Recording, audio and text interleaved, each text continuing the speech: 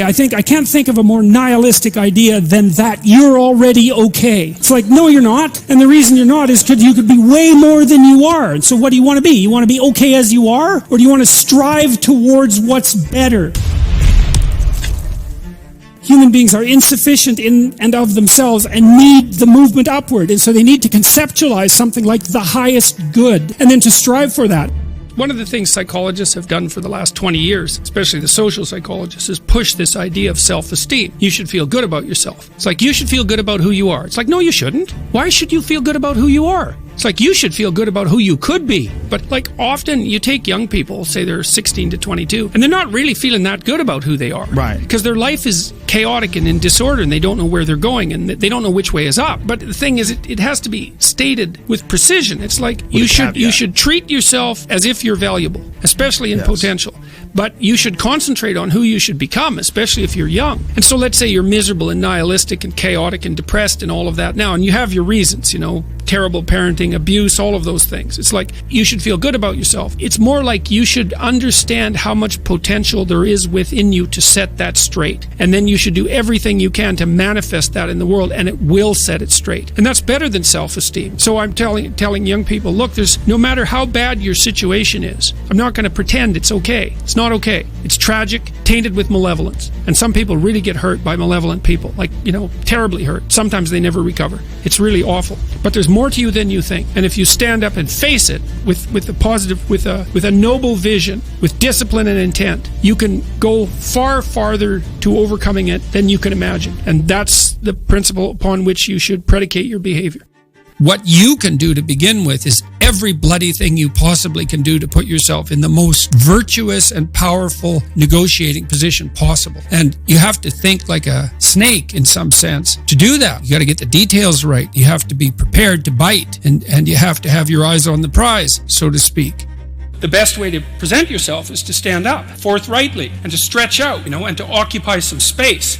And you make yourself sort of vulnerable by doing that because you open up the front of your body, right? But it's a sign of confidence. And that way people are most likely to give you the benefit of the doubt. And that's a good way to start regulating your mood. But not only does it directly regulate your mood to stand up, because it's so tightly associated, like postural flexion is associated with serotonin and emotional regulation, but also because if you straighten up and you present yourself in that manner, then other people are more likely to take you seriously. And that means they'll start treating you as if you're a number 1 lobster instead of a number 10 lobster. And that's another way that you can at least give yourself the bloody benefit of the doubt, right? And confront the world in a courageous manner. And that's a really good way of figuring out how to establish yourself in multiple competence hierarchies, because one of the general rules of thumb about how to be successful is to confront things that frighten you forthrightly and with courage. So you tell young people, and this is another message for conservatives, like, I don't care what you're going to do, but go out there and make something of yourself for God's sake. Be an honest person and work and get to the top of whatever it is that you want to get to the top of. And stand up for yourself like a respectable human being and be a bit of a light on the world instead of a blight. It's like, get yourself educated, man. Read some books, learn to talk, learn to think, make yourself into something. Get the hell out there and make the world that put you here happy that you were put there.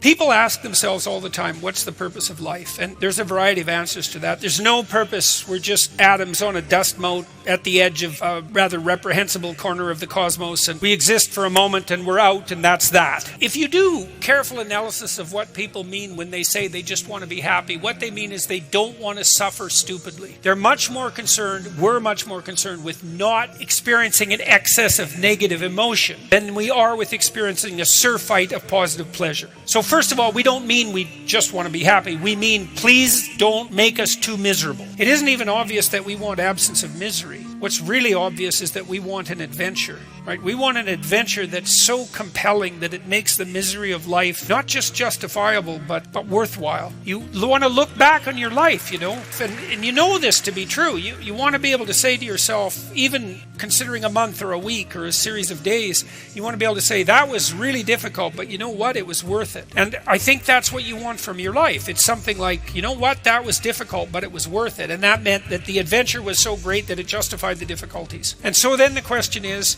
where do you find the great adventure of your life? It's a mystery. It's going to lay itself out for you. And so that's an adventure, because you literally do not know what's going to happen. You have to let go of knowing what's going to happen. And so then you have that adventure. And then what is also the case is that it's you that's having the adventure, right? Because if what you're doing is living in truth, that's you. That truth is you. And so that means that whatever happens when you tell the truth is your adventure. We have to develop a vision for our life that is so compelling that it justifies those bitter realities. If you're trying to figure out who you are, it's figure out who you need to be in order to justify the catastrophe of your life.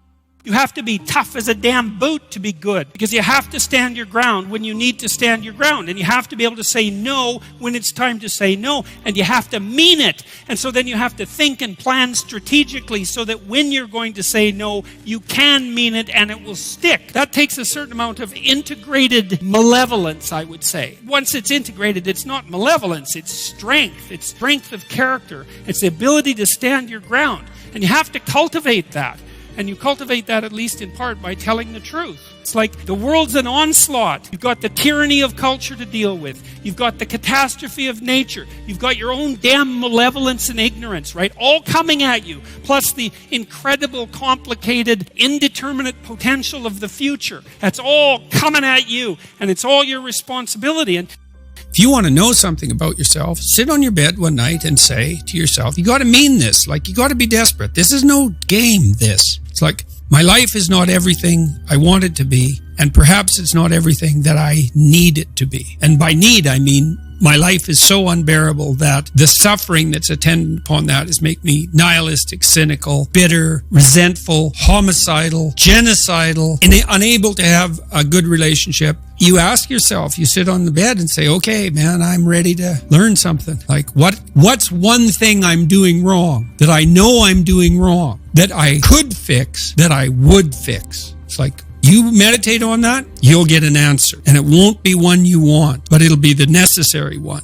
what could you do to improve yourself? Well, let's step one step backwards. The first question might be, why should you even bother improving yourself? And I think the answer to that is something like, so you don't suffer any more stupidly than you have to. And maybe so others don't have to either. It's something like that. You know, like there's a real injunction at the bottom of it. It's not some casual self-help doctrine. It's that if you don't organize yourself properly, you'll pay for it, and in a big way, and so will the people around you. Now, and you could say, well, I don't care about that, but that's actually not true. You actually do care about that, because if you're in pain, you will care about it. And so you do care about it, even if it's just that negative way, you know. It's very rare that you can find someone who's in excruciating pain who would ever say, well, it would be no better if I was out of this. Sort of pain is one of those things that brings the idea that it would be better if it didn't exist along with it. It's incontrovertible.